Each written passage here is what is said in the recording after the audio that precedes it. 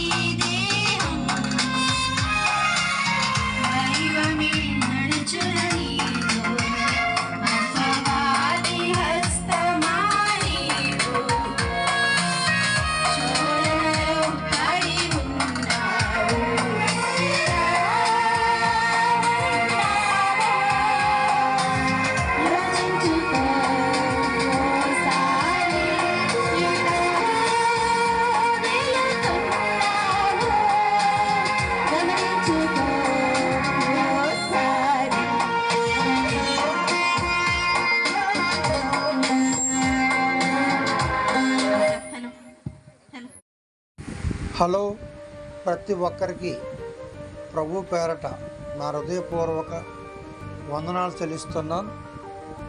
ప్రియులారా, మరి ప్రతి ఎపిసోడు అనగా లేఖన పరిశోధన సదస్సు మీ ముందుకు తేడానికి గల కారణం, నేనున్న వాక్యం సత్యమైనదని నేను గ్రహించి, మరి నేనున్న వాక్యాన్ని కూడా మీకు వినిపించేలాగున మరి యూట్యూబ్ ఛానల్ ద్వారా రాజు రాచపల్లి అనే యొక్క యూట్యూబ్ ఛానల్ క్రియేట్ చేసి మరి మీ ముందుకి పంపుతున్నాను. మరి దాన్ని మీరు చూసినట్లయితే అది రాజు రాచపల్లి అని చెప్తే వస్తుందండి. దాన్ని మీరు మరి ఓకే చేసుకుని మరి ఒక లైక్ కొట్టి ఒక కామెంట్ చేసి మరి యొక్క కార్యక్రమాన్ని ముందుకు జయప్రదం చేస్తారని ఆశిస్తూ, ఇట్లు మీ రాచపల్లి రాజు.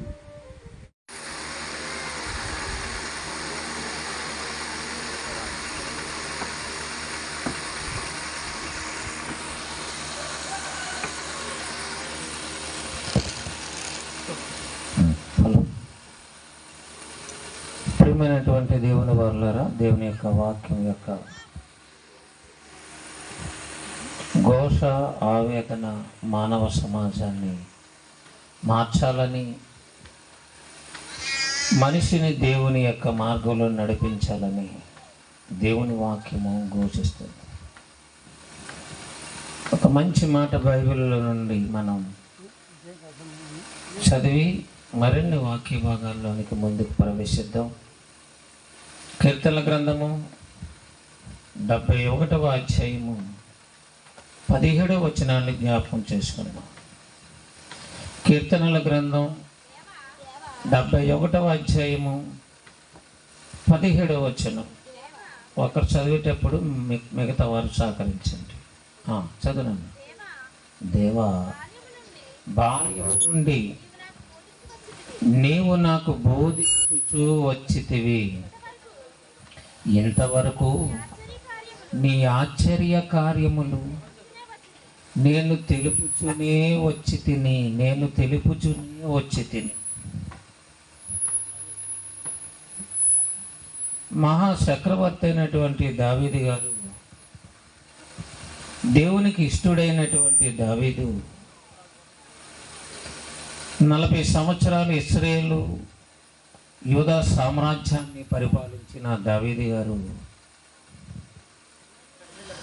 తన చిన్ననాటి నుండి ఉన్నటువంటి దేవునితో ఉన్న బంధాన్ని, అనుభవాన్ని కీర్తనగా తెలియజేస్తున్నాడు. తన చిన్ననాటి నుండి, చిన్నతనము నుండి అనగా బాల్య దశ నుండి ఉన్నటువంటి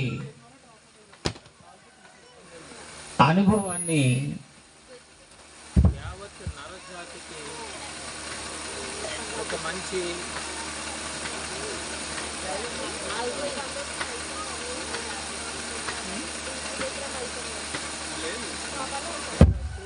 హలో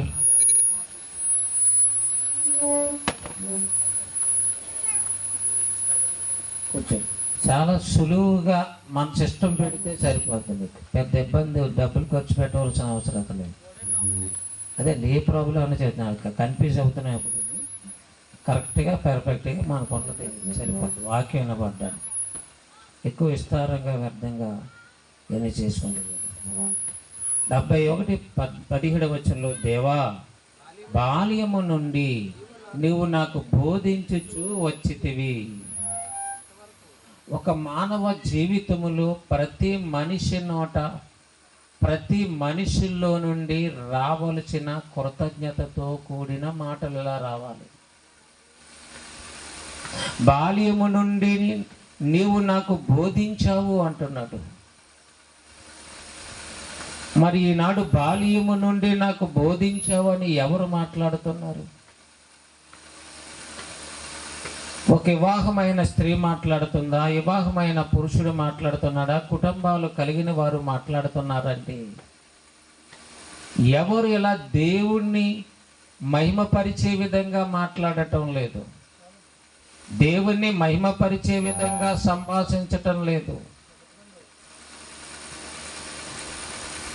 ఎందుకంటే దేవుడిని గురించి హృదయమంతా నింపబడాలి, మనసంతా నింపబడాలి. కదిపితే దేవుని కోసం మాట్లాడేటంత స్థాయిలో మనిషి ఈ భూమి మీద తన జీవితంలో అంతటి జ్ఞానాన్ని, భయభక్తుల్ని సంపాదించుకోవాలి.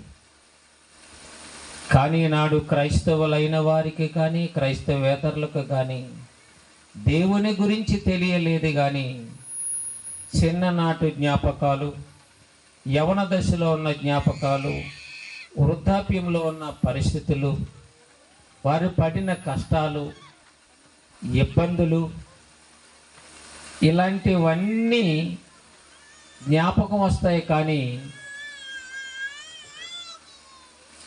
బాల్యము నుండి నువ్వు నాకు బోధించుచు వచ్చితివి అన్నాడంటే ఎంత అమూల్యమైన జ్ఞానమో చూడండి. అందుకే ఈనాడు మనిషికి దేవుని జ్ఞానం ఒకటి తక్కువైంది. తిండి ఎక్కువైంది, సుఖాలు, సౌకర్యాలు, కోరికలు అన్నీ ఎక్కువైంది. నరజాతి చాలా ఘోరమైన ప్రమాదంలో చిక్కుకుంది.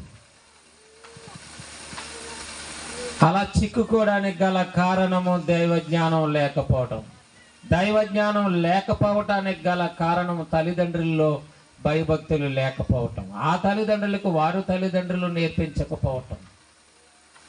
బ్రతకటానికి ఉద్యోగం, వ్యాపారం, కట్నము, పెళ్ళి అని అన్ని మార్గాలు చూశారు. కానీ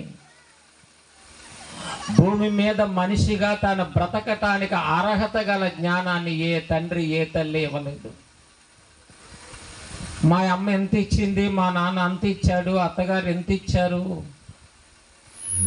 రిటైర్ అయినప్పుడు ప్రభుత్వం ఎంత ఇచ్చింది, చచ్చిపోయిన తర్వాత ఎంత ఇచ్చింది, పెళ్ళరిగి మీద అంత ఇచ్చారని ఈ విషయాలు చెప్పుకుంటున్నారు.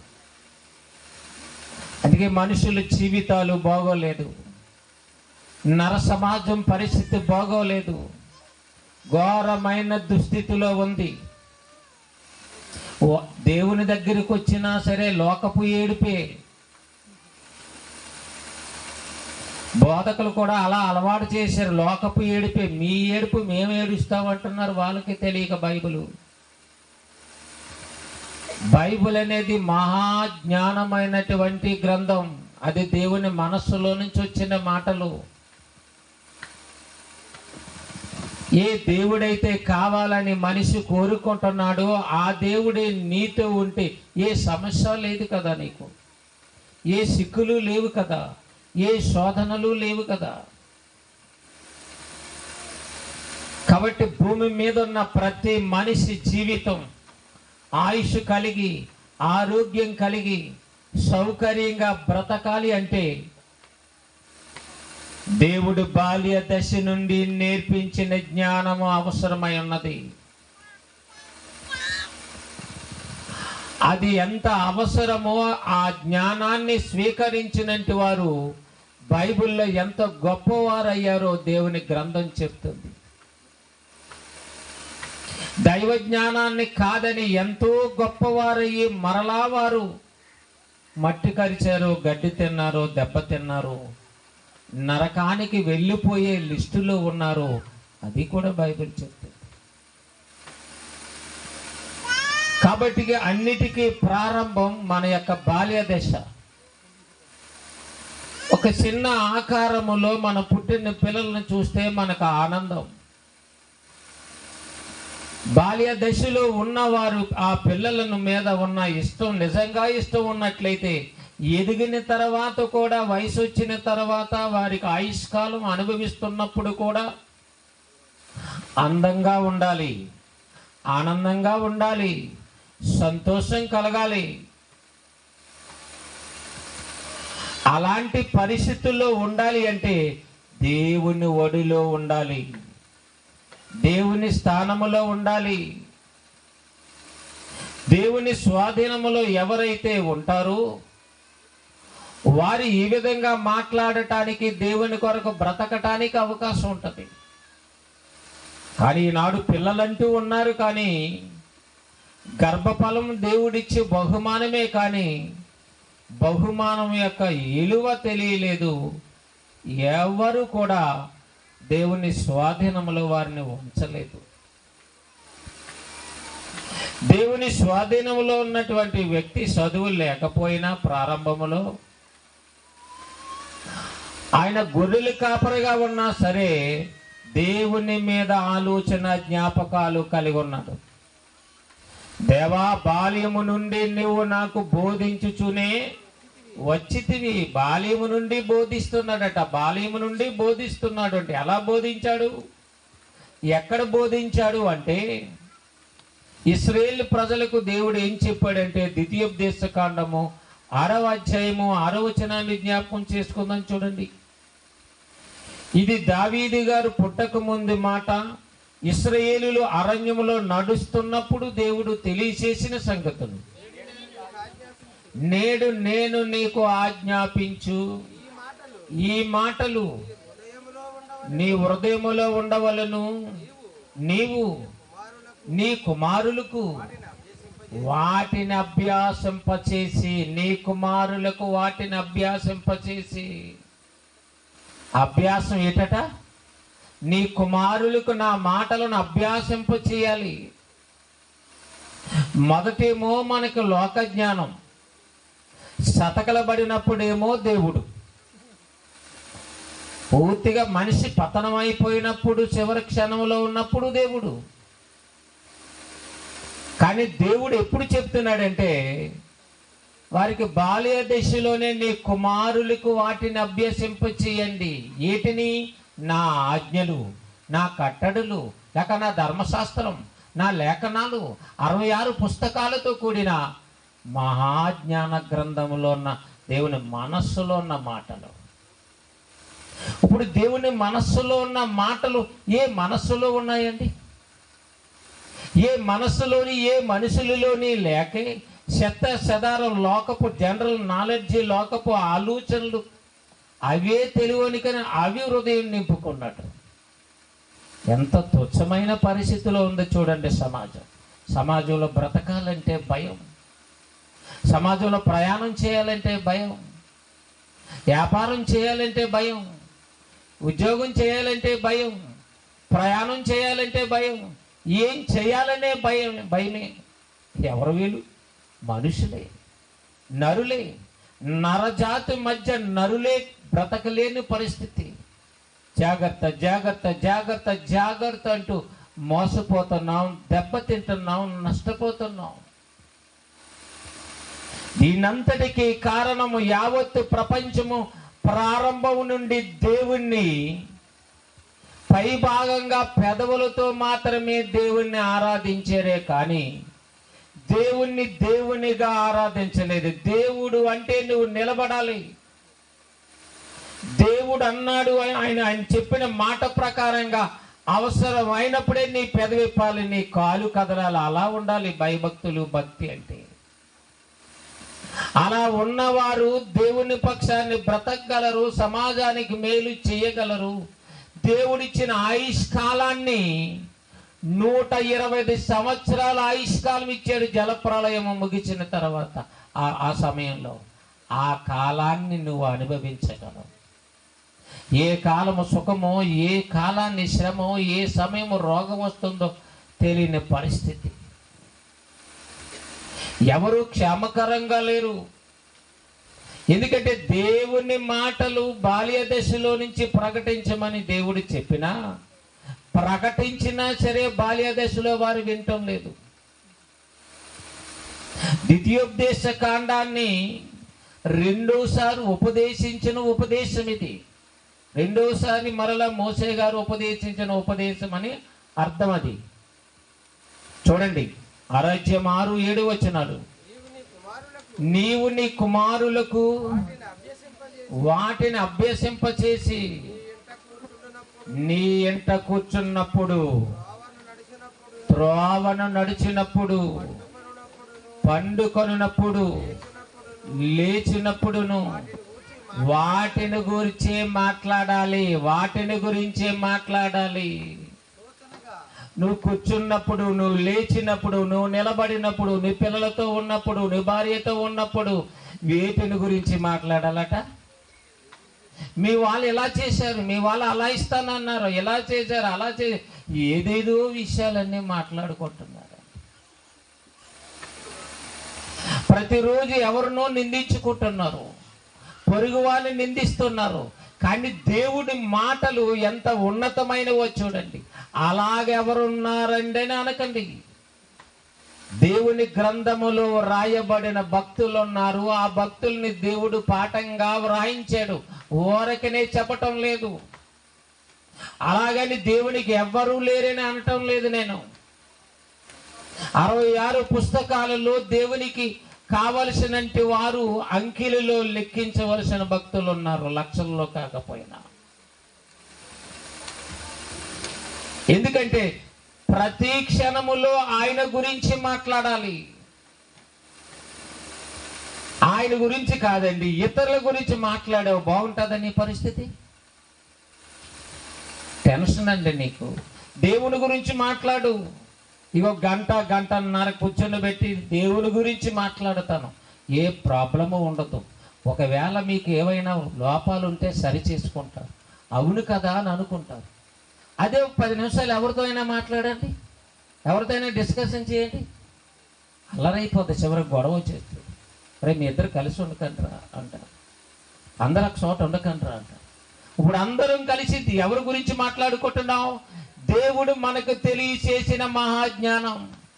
అది మట్టి మెదడును కదిలించేది, అది వెలిగించేది. అది 66 గ్రంథాలలో రాయబడినటువంటి జ్ఞానం కూటి జ్ఞానం కాదండి. నా మాటలు బ్రతికిస్తాయన్నాడు. అందుకే నీ వాక్యమే బ్రతికించుననే మాట దావీదు గారికి ఎలా ఈ విషయం తెలిసిందంటే, ఇశ్రాయేలు కాలంలో చెప్పబడినటువంటి ఆ మాటలు, యూదా వంశంలో పుట్టిన దావీదు, యూదా గోత్రములో ఉన్నవారు భయభక్తులు కలిగి దేవుని యందు నడుచుకుంటూ ఆయన ఆజ్ఞల ప్రకారంగా నడుస్తున్నారు కనుక వారు పిల్లలకు తెలియచేశారు బాల్య దశలో ఉన్నవారికి. మనం బాల్య దశలో ఉన్నవారికి ఏం నేర్పిస్తాం? అన్ని విద్యలు నేర్పిస్తాము. కరాటే కూడా నేర్పించాలి, మంచి పాటలు కూడా నేర్పించాలండి. పాడుతా తీయగా అనేటువంటి ఆ కార్యక్రమంలో పాల్గొని మా అమ్మాయి బ్రహ్మాండంగా పాడిందండి. పాటల కార్యక్రమాల్లో ఏమండి నాటకాలు లేదా డ్యాన్సులు రకరకాల అన్నిటికీ అవకాశం ఉంది. కానీ దేవుని జ్ఞానానికి అవకాశం లేదు ఈనాడు బాల్య దశలో. దేవుని జ్ఞానం బాల్య దశ నుండి అంటున్నాడు ఆయన. నీ కుమారులకు వాటిని అభ్యసింపచేసి సూచనగా వాటిని నీ చేతికి కట్టుకోవాలి. నీ తల్లిదండ్రులు సన్మానించాలి, మీ దేవుడైన యెహోవాని సన్మానించాలి, ఆరాధించాలని నీ చేతికి కట్టుకోవాలండి. బ్రాస్లెట్, బంగారం, రకరకాలైన వెండి బంగారం వస్తువులు కాదండి. ఇలాంటి పటిష్టంగా చేయాలి, ఇలాంటి వాటిని అని చెప్తున్నాడు దేవుడు మోషేతో. మోషే ఇశ్రాయేలులందరికీ చెప్తున్నాడు, మీరు క్షేమంగా బ్రతకాలంటే, నేను ఇచ్చే దేశానికి మీరు ఇశ్రాయేలు దేశానికి చేరాలంటే, ఇశ్రాయేలు దేశంలో మీరు ఉండాలి అంటే. అందుకే నాడు ఇశ్రాయేలు దేశంలో ఉన్నవారు క్షేమంగా ఉన్నారంటానికి వీల్లేదు. మేధావులని చెప్పుకోవాలి తప్ప వారికి మైండ్ కానీ వారి పరిస్థితులు కానీ ఎక్కడ నిమ్మలంగా ఉన్నాయండి? దేవుని పేరు చెప్పుకుంటున్నారు తప్ప దేవుని అడుగు జాడలో ఉండటం లేదు. అంటే దేవుని ఉద్దేశం ఏంటంటే బాల్య దశ నుండి. సామెతల గ్రంథం 22వ అధ్యాయం 6వ వచనం చూడండి. సామెతల గ్రంథం 22వ అధ్యాయం 6వ వచనం. ప్రతి ఇంటిలోనూ కూడా ఒక బోర్డు ఉంటుంది, ఇలాంటివి చక్కగా వాక్యపు ఆ ప్లేటు చక్కగా చెక్కబడి, బాలుడు నడవవలసిన త్రోవ అంట. బాలుడు నడవలసిన త్రోవ అంటున్నాడు ఆయన. ఏ త్రోవ అది? ఏబిసిడీలు త్రోవ అది? అంగన్వాడీ త్రోవ ఏవైనా? బాలుడు నడవలసిన త్రోవ అని దేవుడు అన్నాడంటే అది మనుషులు ఆలోచన ప్రకారమైన దారి కాదు. దేవుడు ఏర్పాటు చేసిన త్రోవే దేవుని ఆజ్ఞలు, దేవుని జ్ఞానం. ఆ జ్ఞానమే బాలికకు ఏం చేస్తుందంటే త్రోవను ఏర్పాటు చేస్తుందంటే ఎలా బ్రతకాలో, ఎలా ముందుకు సాగిపోవాలో ఒక పద్ధతి. ఇంకా త్రోవ అంటే అర్థం ఒక పద్ధతి ప్రకారంగా దైవ మార్గంలో నడవటానికి ఒక మంచి అవకాశాన్ని, పరిస్థితుల్ని కల్పిస్తుంది. అది దేవుని వాక్యమే.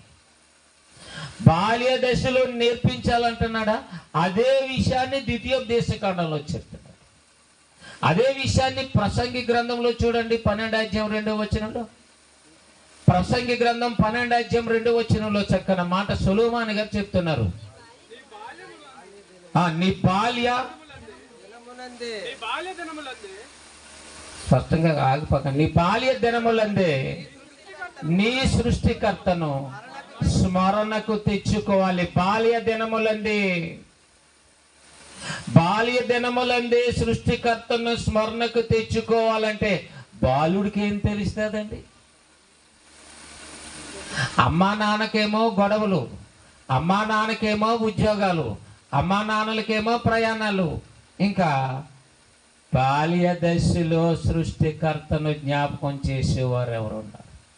నీవే తండ్రిగా భక్తిగా ఉండవు, నీవే మందేస్తే కానీ నిద్ర ఉండదు, నువ్వు ఏదో రకంగా ఏదో ఉంటారు కానీ నీకు మనశ్శాంతం ఉండదు స్త్రీగా నీకు. ఇంక వాడేలాగా సృష్టికర్తను స్మరణకు తెచ్చుకుంటాడండి? నువ్వెలాగా డూపుగా భక్తుడు అయ్యావో మన గర్భాన్ని పుట్టిన పిల్లలు కూడా సండే స్కూల్కి వెళ్ళటం, చర్చికి వెళ్ళటం, కూర్చోవడం, పాటలు అయిపోగానే వెనక్కి వెళ్ళిపోవటం, వాక్యం చెప్తుంటే చర్చి బయటికి వెళ్ళిపోవటం. ఏంటి బాబు, ఎవరు బాగుంటే మేము క్రైస్తవులు అండి. క్రైస్తవ కుటుంబంలో ఉన్నవారికైనా దైవజ్ఞానం అర్థం కాలేదంటే పైన బాగాను చూశారు, సాంప్రదాయంగా ఆలోచించారు, ఆచార వ్యవహారంగానే చూశారే తప్ప దేవుడంటే నిలబడు. యెహోషువ అన్నాడు, ధైర్యంగా నిలబడు, నువ్వు ధైర్యంగా నిలబడు, చెప్పినట్టు విను, నువ్వు వెళ్ళు, నేను ఉన్నాను అంటున్నాడు. దేవుడు దగ్గరుండి నడిపిస్తున్నాడండి. దేవుడు మోషే ద్వారా దగ్గరుండి బోధిస్తున్నాడండి ఇశ్రాయేలుకి. ఇంకా చూడండి అక్కడ ద్వితీయోపదేశకాండంలో 7-8 వచనాలు కూడా చూస్తే, నీవు నీ కుమారులకు వాటిని అభ్యసింపచేసి నీ ఇంట కూర్చున్నప్పుడు, చదవనా, త్రోవ నడిచినప్పుడు, పండుకొనినప్పుడును, లేచినప్పుడును వాటిని గురించే మాట్లాడాలంట, వాటిని గురించే మాట్లాడాలంట, వాటిని గురించే మాట్లాడాలట. ఇంకేం మాట్లాడలేవంటే ఏమీ లేవండి. నిజంగా అలా మాట్లాడితే బ్రతకగలమంటే బ్రతకగలవండి. పరిశుద్ధులుగా బ్రతకగలవు, నిర్దోషులుగా బ్రతకగలవు. ఆయన అనుకున్నట్టుగా ఆయన కృపామహిమకు నువ్వు కీర్తి కలిగించగలవు.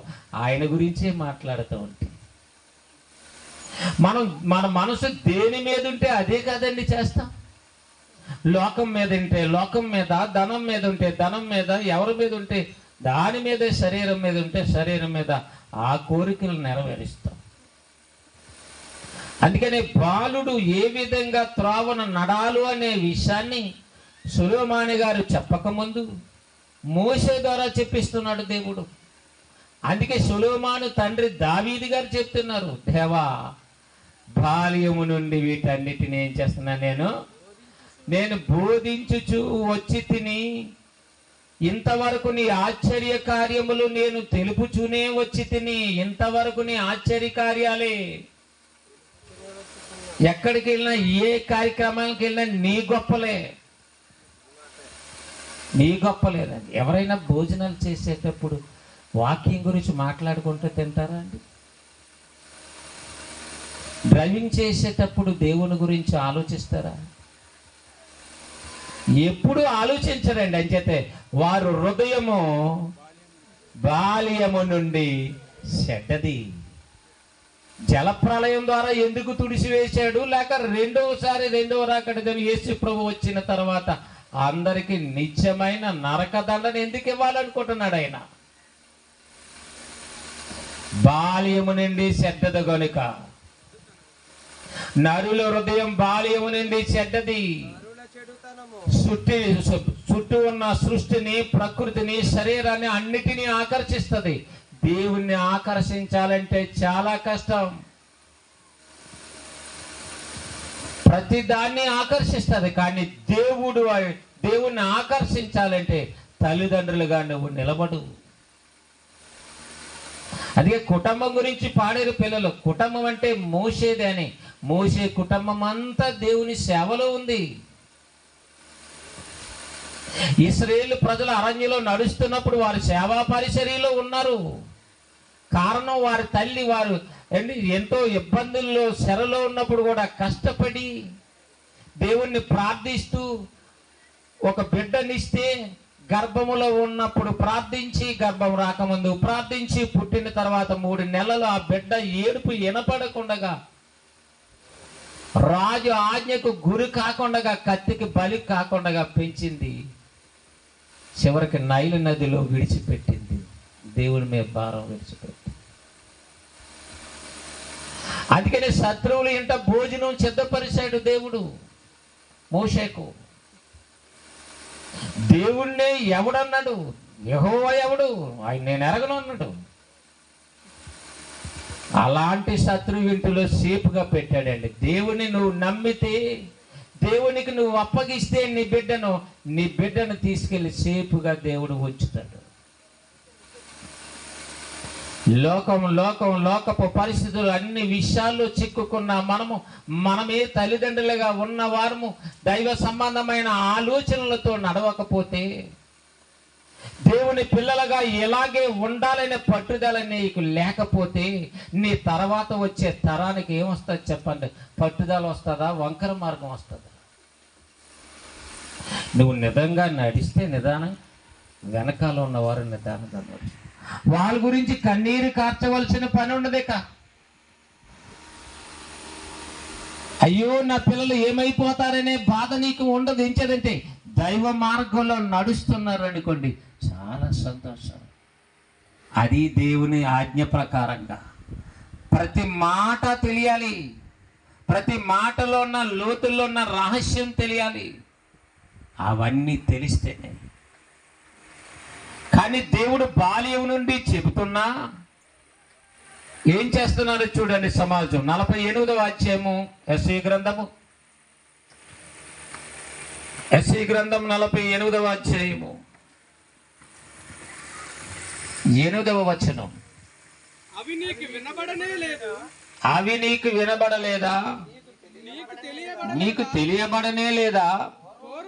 పూర్వము నుండి నీకు చెవి తెరవబడనే లేదు. నువ్వు అపనమ్మకస్తుడు అయి నీ తల్లి గర్భమున పుట్టినది మొదలుకొని తిరుగుబాటు చేయువాడు అని నువ్వు అనిపించుకుంటివని నాకు తెలియను. నీకు వినబడలేదా? అది నీకు వినబడనే లేదా? లేదు. నీకు తెలియబడనే లేదు. పూర్వం నుండి నీ చెవి తెరవబడనే లేదు. నువ్వు అపనమ్మకస్తుడు అయి నీ తల్లి గర్భమును పుట్టినది మొదలుకొని బిడ్డ పుట్టగానే రక్తములో పొరులుచున్న ఆ బిడ్డ అపనమ్మకస్తుడు. దేవుడు మరలా నువ్వు బ్రతుకు నాయనా అని నువ్వు ఆజ్ఞ ఇస్తేనే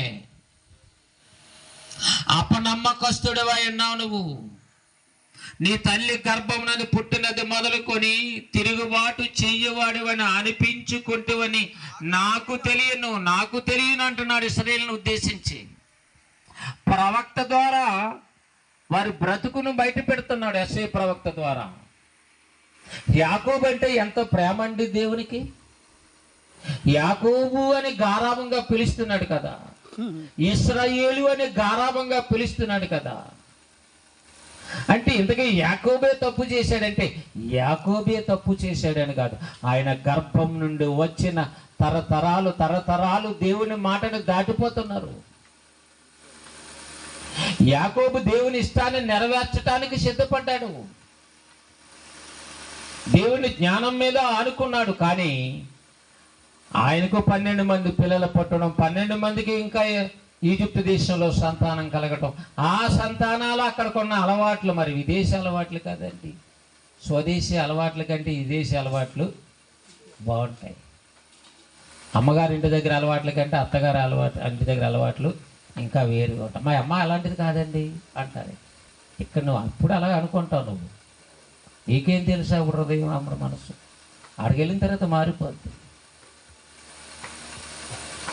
దేవుని లోకం నుండి భూమి మీదకి వచ్చిన మనిషి తన మనస్సును దేవుని మీద ఉంచుకోవాలని చెప్పిన తన మనస్సు దేవుని మీద ఎవరు ఆనుకొని ఉంచుకోలేదు. కాకపోతే ప్రతి ఒక్కరూ దేవుడు ఉన్నాడని నమ్ముతారంటే. నమ్మిన జరిగే ఘోరాలు, కార్యక్రమాలు, వ్యభిచారాలు, జారత్వాలు, దొంగతనాలు, మోసం, ఒకరినొకరు కొట్టుకోవడం, లంచం, ఇవన్నీ అన్నీ జరిగిపోతూ ఉన్నాయి. మరి దేవుడు ఉన్నాడు అంటే దేవుడిని నమ్మేయాలి. మరి నీకు గర్భంలో ఉన్నప్పటి నుండి నీ గురించి నాకు తెలుసు, నీ వాడికి ఏంటో తెలిసి, నీ పరిస్థితులు ఏంటో తెలిసి, అప్పటి నుండి నేను చూస్తున్నాను నువ్వు ఎలా తయారవుతావు, భూమి మీదకి వచ్చిన తర్వాత నీ కాలంలో ఎలా బ్రతుకుతావో నువ్వు గర్భంలో ఉండగానే చూస్తాడు. అందుకే దేవుడు అన్నాడు, పెద్దవాడు చిన్నవానికి దాసుడవుతాడు అన్నాడు. దేవుని స్వార్థం కాదండి. భూమి మీదకి వచ్చిన తర్వాత నీ స్థితిగతులు అన్నీ ఎరిగిన వాడు, అన్ని కాలాలు ఆయన చేతిలో ఉన్నాయి. కాలానికి అతీతుడైన కాలగతులు ఆయన వశములో ఉన్నవి. నీ గురించి ఆయనకి తెలుసు. నీ తండ్రి, నా తండ్రి, ప్రపంచంలో కోట్ల మందిని కావాలని కోరుకున్న తండ్రి. ఆ తండ్రి సంతోషపడాలండి నువ్వు పుట్టినందుకు, నిన్ను కన్నందుకు, నిన్ను లోకానికి పంపించినందుకు. ఎందుకు ఏడుస్తున్నావో తెలియదు, ఎందుకు భక్తి చేస్తున్నావో తెలియదు, ఎందుకు ప్రార్థన చేస్తున్నావో తెలియదు. కరెక్ట్గా ఉండకపోయినా సరే అన్నీ పేచీలే. దేవునికి బాధ కదండి. నీ గురించి నాకు తెలిసినట్టున్నాడు. ఇర్మియా ప్రవక్త గారు కూడా చెప్తున్నారు చూడండి. అంటే ఒక ఇశ్రాయేలీనంటే ఇశ్రాయేలు ఎలా ఉన్నారు, ఇశ్రాయేలు కంటే వాళ్ళు బాబుల్లా ఉన్నారు ఈనాడు సమాజం. అప్పుడంటే అమ్మో వాక్యం, అమ్మో ప్రవక్త అని ఉండదు. ఇప్పుడు అనుకూలమైన బోధకులు, అనుకూలమైన ప్రవక్తలు, అనుకూలమైన సంఘాలు, ఇష్టమైన ఆచారాలు, ఇష్టమైన పెళ్ళిళ్ళు, ఇష్టమైన అన్నీ ఎవరిష్టం వారిదే. దేవుడు అంటే ఏదో 10 నిమిషాలు త్వరగా ముగించిన వెళ్ళిపోదాం, అవతల టైం లేదు మాకు, బేగా ఎక్కడో కాడ పడిపోదు. 22వ అధ్యాయం 21వ వచనం చూడండి. ఇర్మియా గ్రంథం 22వ అధ్యాయం 21వ వచనం. నీ క్షేమకాలములు నీతో మాట్లాడి తిని గాని నేను విననని నీ వంటివి నీ క్షేమకాలములు. నువ్వు క్షేమంగా ఉన్న కాలం, నీకు ఒక దేశాన్ని ఇస్తానని అబ్రహాము ద్వారా వాగ్దానం చేసిన దేశానికి నడిపించి నిన్ను క్షేమంగా పెట్టి సౌలును రాజుగా చేసి, దావీదును రాజుగా చేసి, సొలొమోను రాజుగా చేసి, రెహబామును రాజుగా చేసి, తిరుగుబాటు వస్తే యెరోబోమును రాజుగా చేసి, ఇలా నీ పరిపాలన, నీ పద్ధతి, మీరు భక్తిగా ఉండాలని మీకు ఒక ధర్మశాస్త్రాన్ని ఇచ్చి, ఒక రాజునిచ్చి, ఒక సంఘాన్ని ఇచ్చి, ఒక సమాజాన్ని ఇచ్చి అన్నీ ఏర్పాటు చేస్తే, అన్నీ ఏర్పాటు చేసి ఏం చేశాడట? ధర్మశాస్త్రాన్ని ఇచ్చాడు. అన్నీ ఇచ్చిన దేవుడు ఏమన్నాడు తెలుసండి? నా మాట వినరా. మనం కూడా అదే కదండి. మన చిన్నతనం నుండి ఈనాటి వరకు మాట వినకపోయినా, నువ్వు తాగటం మానకపోయినా, నువ్వు పీల్చటం మానకపోయినా, నువ్వు పరాయి సంబంధాలు, పరపురుషుల సంబంధాలు మానకపోయినా అది పద్ధతి కాదురా అని అందరికీ చెప్పేస్తుంటావు నువ్వు. దేవుడు అలాంటి వాడు కాదు. దేవుడు పరిశుద్ధుడు. ఆయన వాస్తవాన్ని చెప్పేవాడు. ఆయన అన్ని విషయాలు చక్కగా చెప్తున్నాడు. నీవు క్షేమంగా ఉన్నప్పుడు, క్షేమకాలములో నీతో మాట్లాడి తిని నీవు నా మాట శ్రద్ధగా నేడు నువ్వు విన్న ఎడల, నువ్వు పొలములో, నువ్వు ప్రయాణంలో, నువ్వు రాచరికంలో, ప్రతి వ్యవస్థలో నువ్వు దీవించబడతావు. కృపాక్షేమములే నీ ఎంట వస్తాయని దేవుడి ఇశ్రాయేలు కాలం నుంచి చెప్పుకొస్తున్నాడు. వింటున్నారండి? ఎవరైనా విన్నారా? సరే, వాళ్ళేం లేదు. ఈనాడు క్రైస్తవులని యేసుక్రీస్తు ప్రభు వచ్చిన తర్వాత యేసుక్రీస్తు ప్రభు ద్వారా ఎంత జ్ఞానాన్ని బోధింపజేసాడండి ఆయన. యేసుక్రీస్తు ద్వారా క్రైస్తవులు అయిన వారు వింటున్నారా? మా సంఘం చాలా పెద్దది, మా బోధ చాలా గొప్ప, వాక్యమందు నిలబడండి, వాక్య ప్రకారంగా ఉండండి, మనుషులను హైలైట్ చేసుకుంటూ ఉన్నది ఈనాటి క్రైస్తవ సమాజం. దేవునికి ఎంత బాధ అండి. మారరా అంటే మనిషి ఎన్ని మగ్గలేస్తున్నాడో చూడండి, నిలబడరా అంటే ఎన్ని వెరితెలలేస్తున్నాడో చూడండి. నిలబడలేడు, దేవుని మాటలేదు, నిలిచి ఉండలేడు, తమ బ్రతుకు మార్చుకోలేదు. మార్చుకోకపోతే ఏంటి ప్రాబ్లం అంటే దేవునికి బాధ. నువ్వు బ్రతికినంత కాలం, నువ్వు జీవించినంత కాలము నీ విషయంలో బాధే. పిల్లల కన్న తర్వాత తల్లిదండ్రులుగా ఉన్న వారికి ఎంత బాధో, ఈ మనుషులందరినీ కన్న తండ్రికి ఎంత బాధ ఉంటుందో ఆలోచించండి. నీకు 2 పిల్లలు, 3 పిల్లల వల్లనే నీకు ఎంతో బాధలు, ఎన్నో కష్టాలు ఉంటే, కోట్లాది మంది పిల్లల్ని కన్నాడు దేవుడు. వాళ్ళు ఏమన్నా తిన్నంగా ఉన్నారా భూమి మీద? కార్యక్రమం ఇలా సంతోషంగా చేసుకుంటున్నారు, పెళ్ళిళ్ళకి లక్షలు ఖర్చు పెడుతున్నారు, ఇల్లులకు లక్షలు ఖర్చు పెడుతున్నారు, 1 కోట్ల రూపాయలు ఖర్చు పెడుతున్నారు, అన్నీ చేస్తున్నారు. దేవుని కొరకు నిలబడేవారు లేరు. అంటే ఇశ్రాయేలు ప్రజలకు దేవుడు ఎన్ని ఇచ్చాడు?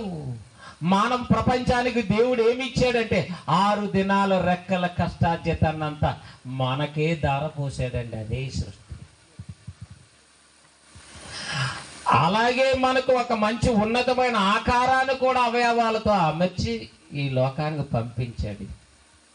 ఏమి ఇచ్చాడంటావు? ఏమి ఇవ్వాలి? అనుభవించడానికి ఒక శరీరము, నీకు చుట్టూ సేవ చేయడానికి ప్రకృతి వడి, అందులో చేద తీరు నన్ను మహిమపరచు. ఎక్కడ ఉన్నా నేనే గుర్తుకు రావాలి. ఎప్పుడు గుర్తుకు రావాలంటే ఎప్పటి నుంచి గుర్తుంచుకోమన్నాడు? నీ బాల్య దినములందే నీ సృష్టికర్తను. నేను ప్రార్థన దగ్గర అయితే కూర్చోలేను కానీ అంటే అలా ఎక్కడించాడు. నాకు ఆ మాటలు అర్థం కాదండి. అంటే అర్థం కాదు వాళ్ళకి. వాసన ఏమన్నా ఎక్కుతుందా? స్మెల్ ఏమైనా పీల్చుకుంటారా? టేస్ట్లు ఏమైనా చూస్తారా నాలుగుతో? మంచి డీజే పెడితే ఏమైనా చెవులతో వింటారా? కాళ్ళు ఊపుతారా? చేతులకు మేమందరం వెళ్ళిపోతే డ్యాన్స్ వేస్తారు. జ్ఞానమైన మాటలు ఎక్కలేదని దేవుడు ఎంత బాధపడుతున్నాడండి. క్షామకాలములో నువ్వు బాగా ఉన్నప్పుడు బాగా ఉండరా, జాగ్రత్తగా ఉంటే ఇంకా బాగుంటుంది నీ జీవితం అని నీతో మాట్లాడితేనే కానీ నేను విననని నీ వంటివి, నేను విననని. వాక్యం చెప్పేటప్పుడు స్టేజ్ మీద కానీ ఇలా దిగినప్పుడు కానీ చాలామంది వందనాలు అయ్యారు, వందనాలు అయ్యారు. ఓ బాబు ఎంత భక్తులు అనుకుంటారు. కానీ వినరండి. ఏదో కనపడితే నమస్కారం తప్ప ప్రవర్తనలు బాగోవు. దేవుని ఇష్ట పెట్టాలి. ఎవరికి నమస్కారం పెడితే ఏటండి వచ్చేది? కన్న తండ్రిని సంతోషపెట్టు. మనుషులందరూ నీకు దండం పెడతారు. భక్తుడు దేవుడండి. దేవుడు ఉన్నాడండి. ఉన్నా లేకపోయినా అలా బ్రతుకుతున్నారంటే దేవుడండి. అంత యథార్థంగా బ్రతుకుతున్నారంటే దేవుడండి. సమాజంలో ఆరాటంతో పోరాటంతో పరిగెట్టలేదంటే దేవుడండి. దేవుడు ఉన్నాడు చాలని బ్రతుకుతున్నాడండి. అలా బ్రతికాడండి ఒకనాటి లాజరు. బైబిల్లో ఉన్నవారిని చూడలేదు, చుట్టూ ఉన్న సమాజాన్ని చూస్తున్నారు. అందుకే మనం దెబ్బతింటాం. అంటే క్రైస్తవుడిగా దేవుడు మనకిచ్చిన జ్ఞానం చాలా అమూల్యమైనది. ఎన్ని లక్షల రూపాయలు, కోట్ల రూపాయలు పెట్టినా సరే నువ్వు కొనడానికి సిద్ధపడినా అది దొరకదది. ఇక్కడికి వచ్చిన తర్వాత కూడా నీకు వినటానికి ఇబ్బంది ఏంటి? అవగాహన లేక వ్యర్థమైన మాటలు ప్రతి దినము వింటున్నావు. కానీ దేవుని మాట వినలేదని దేవుడు ఇశ్రాయేలు విషయంలో వాపోతున్నాడు, నరజాతి విషయంలో బాధపడుతున్నాడు. అందుకే తర్వాత వచ్చిన అంటున్నాడు, నా మాట వినకపోవుట నీ బాల్యము నుండి నీకు వాడిక. దేవుడు నోటి నుండి వచ్చే మాట అండి. దేవుడండి ఎంత గొప్పవాడండి. మహా ఆకాశములు కలుగు చేసిన వాడు ఆయన. ఆకాశము కలుగును గాక, నక్షత్రములు కలుగును గాక, పక్షులు ఎగురును గాక, వృక్ష సంపదలు పుట్టును గాక, జలచరములు కలుగును గాక. గాక అంటే అయ్యాయి, అవి విన్నవి నువ్వు చెబితే ఏంటండి? నువ్వెంత అనుకుంటున్నావు? దేవుడు ఓయ్ బాబు ఆ ఊరు వెళ్తే అయ్యగారు అలాగే చెప్తారు అనుకుంటున్నావు. ఏం చెప్పలేదు నీకు? బాగా లోకం బాగా చెప్పేయాలా నీకు? లోక సంబంధమైన మాటలు చెప్పించి సంతోషపెట్టేయాలా? హృదయాలు పొడవబడాలి. పేతురు ప్రసంగం విన్న వారందరూ కూడా హృదయాలు పొడవబడ్డాయి. మీరే యేసుని సిలువేసి చంపారు, చంపింది మీరే అని చెప్పాడు. అంతేదంటే ఈ అత్యంతా చేసింది మీరే అనేసరికి అయ్యో బాబు యేసు ప్రభుని చంపిన అచ్చం మన మీదకే తెచ్చాడు అని కోపగించలేదు. కానీ దానికి కారణాలు, రుజువులన్నీ చెప్పారు. మీరు ఏకీభించేటప్పుడు అవును చిలివేయండి అన్నారు, జిందాబాద్ కొట్టారు, జేజేలు కొట్టారు. అలా చెప్పబెట్టుకేనండి 3000 మంది హృదయాలు పొడవబడి. అయితే మేమేమి చెయ్యవలను సహోదరులారా అని అడిగారు. వారి మాటలు విని హృదయంలో నొచ్చుకున్నారంట. బాధలు ఉన్నాయండి ప్రసంగాలు వింటుంటే తిన్నాను. ఎవరికైనా బాధగా ఉంటే ఎవరు వినరండి, వెళ్ళిపోతాం. బాధగా ఉండకూడదు అసలు. కనుక దేవుని యొక్క వాక్యాన్ని బట్టి మనం చూసినట్లయితే దేవుని మాటలు ఎంత విలువైన మాటలు. ఆ మాటల వలన ఎంత చక్కగా ప్రారంభ సంఘం కట్టబడిందో చూడండి. ఆ సంఘము కట్టబడినట్లుగా, వారు పొడవబడినట్లుగా వాక్యం ఎవరికైనా హృదయంలో పొడవబడుతుందంటే గురుంటే కదండి. దేవుడికి ఎంత బాధ ఉంటే ఈ మాట రాయిస్తాడు. నా మాట నా మాట నా పిల్లలు వినలేదంటే మనకు ఎలా ఉంటుందంటే చాలా ప్రెస్టేజ్. ఎక్కడన్నా అలా చెప్పుకోకూడదు అంటాం. చాలా అలా లోకం అయిపోతాం. వాళ్ళకి ఈది చేసి మొత్తానికి మనం రచ్చకెక్కించేసినా పర్లేదు. కానీ అలా ఎక్కడైనా చెప్పుకుంటే చాలా ఇబ్బంది అంటాం. చాలా భార్య ఉంటుంది అలా చెప్పుకోకూడదు. అందుకే కొంతమంది లోపల లోపల లోపల లోపల కుమిలిపోతుంటారు కొన్ని పరిస్థితులు. దేవుడు అలాంటి వాడు కాదండి. ఏమన్నా చెప్పేస్తాడు, ఏం చేసినా చెప్పేస్తాడు. నువ్వు కాబట్టి నీ హృదయము భయంకరమైన ఘోరమైన వ్యాధి కలిగింది కనుక నువ్వు లోపల దాచేసుకుంటావు. మరి దేవుని కంటే పెద్ద మనిషి నీది. దేవుడు చెప్పుకుంటున్నాడు, నువ్వు హృదయంలో కుళ్ళంతా దాచుకుంటున్నావు. దాచుకుంటే అది సెప్టిక్ ట్యాంక్ అంటే ప్రమాదకరంగా మారిపోద్ది హృదయం. దానివల్ల సౌకర్యం ఏంటి? హృదయాన్ని శుభ్రం చేసుకోవాలంటే వాక్యానికి స్థానం ఇవ్వాలి, చోటు ఇవ్వాలి. దేవుడు హృదయంలో ఉన్నదంతా చెప్పాడు కాబట్టి మోసే చిన్న మిస్టేక్ చేస్తే దేవుడు రాయించాడు. లోతు కుమార్తెలు తప్పు చేస్తే వ్రాయించాడు. దావీదు తప్పు చేస్తే వ్రాయించాడు. అబ్బాయి మా అబ్బాయి ఏం తప్పు చేయలేదండి, బంగారం అండి. మా అమ్మాయి ఏం తప్పు చేయలేదండి, బంగారం అండి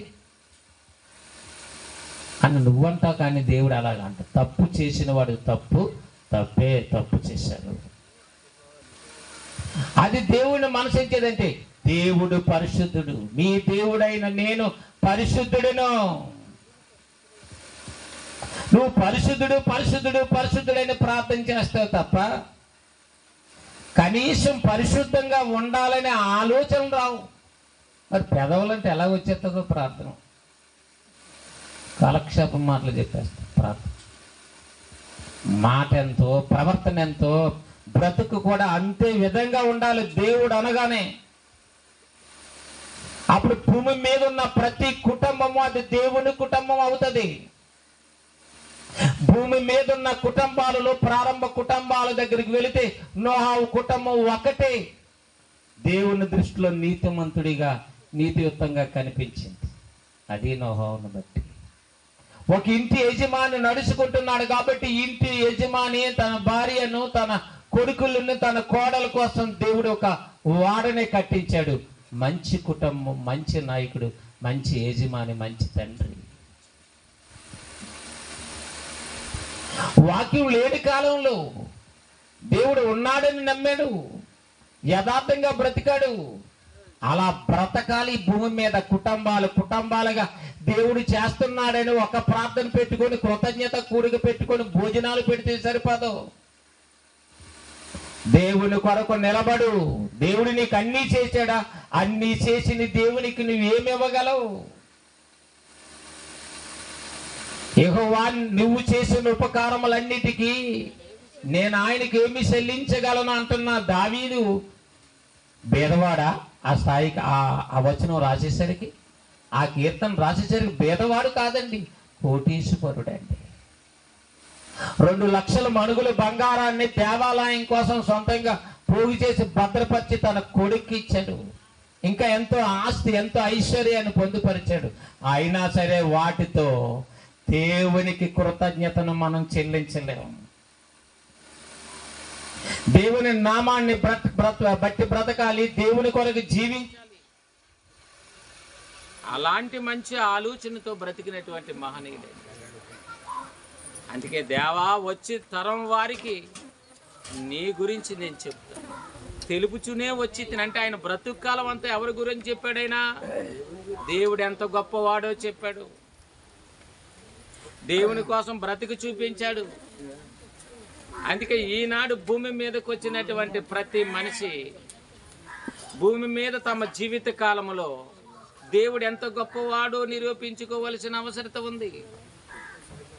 అప్పుడే మన కుటుంబాలు క్షేమంగా ఉంటాయి, భయమేమీ లేకుండా ఉంటాయి, దేవుని ఇష్టాన్ని నెరవేర్చే స్థాయిలో ఉంటాయి. కనుక ప్రియమైనటువంటి దేవుని వారలారా, దేవుని యొక్క వాక్య భాగంలో నుంచి మనం అనేక సంగతులు మనం చూస్తున్నప్పుడు దేవుని ఆవేదన మనకి తెలియచేస్తున్నారు. నిత్యము తిరుగుబాటు చేస్తున్నారట. ఇక్కడేమో మీకు వాడుకైంది బాల్యం నుండి అని బాధపడుతున్నారు. బాల్యము నుండి నీకు వాడుకైంది, వాడుక ఉన్నావు, వాడుక చేసుకుంటున్నావు. మరి క్రొత్త నిబంధనలో యేసుక్రీస్తు ప్రభు వచ్చిన తర్వాత ఒక తిమోతి గారి గురించి బైబిల్ ఏం రాయబడిందో చూడండి. 2 తిమోతి రాసిన పత్రిక 3:14 కరెంట్ లేదు అయినా సరే మీరు మౌనంగా ఉంటే కంటిన్యూ చేసి నేను ముగిస్తాను. ఉన్నదండి. చెప్పండి.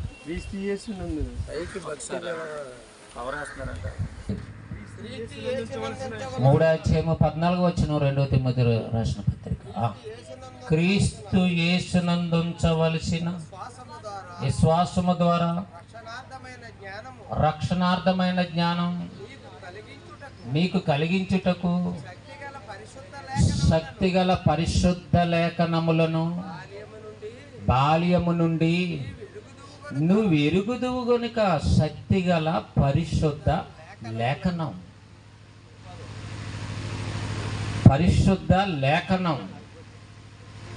మనకు భూమికి సంబంధించిన కాగితాలు, ఆస్తులకు సంబంధించినవి, ఎవరికైనా డబ్బులు ఇస్తే ఆ నోట్లు అవన్నీ భద్రత తెలుస్తున్నాయి. కానీ పరిశుద్ధ లేఖనాల విషయంలో మాత్రం ఎవరికి భద్రత ఉండదు. ఇతనికి బాల్యము నుండి శక్తి గల పరిశుద్ధ లేఖనములు, బాల్యము నుండి దేవుని వాక్యం మీద పట్టుందట. ఎవరికి? తిమోతి గారికి. అందుకనే పౌలు గారు ఆ గ్రీసు దేశాల్లో ప్రవేశించినప్పుడు, ఆ లుస్త్రా ప్రాంతం వెళ్ళినప్పుడు వాళ్ళ తల్లిని అడిగితే, అమ్మ నీ కుమారుణ్ణి నాతో పాటు సేవకు పంపిస్తావంటే ఆమె ఆటంకం చెప్పలేదు. యవనస్తుడే కానీ చుట్టుపక్కల ప్రాంతాలలో మంచి పేరుందంట ఆయనకి. యవనస్తులకి పేరే ఉందో చెప్పండి. ఈ దినాలలో యవనస్తులకు పేరుందా? బాల్య దశలో ఉన్న వాళ్ళకు ఉందా? వృద్ధులుగా ఉన్న వారికి ఉందా? కాపురం చేసుకునే వాళ్ళకు ఉందా? మంచి పేరు చెప్పండి. ఏం చెప్పమంటారులేండి, చెప్పమండి, చెప్తే ఎందుకులేండి అని పెదవిరిచి వెళ్ళిపోతుంది లోకం నీ గురించి. కానీ దేవుడు ఒక తిమోతి గురించి వ్రాయిస్తున్నాడు పౌలు ద్వారా. మహనీయుడైన పౌలు గారి ద్వారా శక్తి గల పరిశుద్ధ లేఖనం అక్కడ అండర్లైన్ చేసుకోండి. బాల్యము నుండి నువ్వు ఎరుగుదువు గనుక. బాల్యము నుండి నువ్వు ఎరుగుదు అంటే వాళ్ళ తల్లిని కన్నా తల్లి ఇద్దరు కూడా, అమ్మమ్మ కూడా దైవభక్తులు. ఎంత పర్ఫెక్ట్గా ఉన్న వాళ్ళు చూడండి. అమ్మ అంటే అమ్మ కంటే అమ్మమ్మ మరీ దారుణం. ఇప్పుడు మనకి ఈ గొడవలన్నీ, మంటలన్నిటి కారణం ఆవిడే. ముసలోళ్ళు అనుకోకండి, సామాన్యం కాదు. రకరకాల సమస్యలన్నీ తెచ్చిపెట్టేవారు. కానీ నీ అబ్బాయి అయినట్టు లోయలోను, నీ తల్లి అయినటువంటి ఇనుకేలోను నివసించింది జ్ఞానం. నీ తల్లిలో నివసించింది, తల్లిని కన్నా తల్లిలో నివసించింది. నివసించిందండి. హృదయంలో భద్రపరుచుకున్నారు. అది ఆ బిడ్డకు నేర్పించుకున్నారు. ఇప్పుడు ఎన్నో తరాలు గడిచిపోయినా సరే ఈ తరములో తిమోతి గారు అని చెప్తున్నాం. ఎప్పుడు తిమోతి గారండి? 2000 సంవత్సరాల క్రితం కాదండి. పౌలు గారు ఆధ్వర్యంలో మొదటి శతాబ్దంలో ఉన్నటువంటి నమ్మకమైన శిష్యుడు, నమ్మకమైన రాయబారి.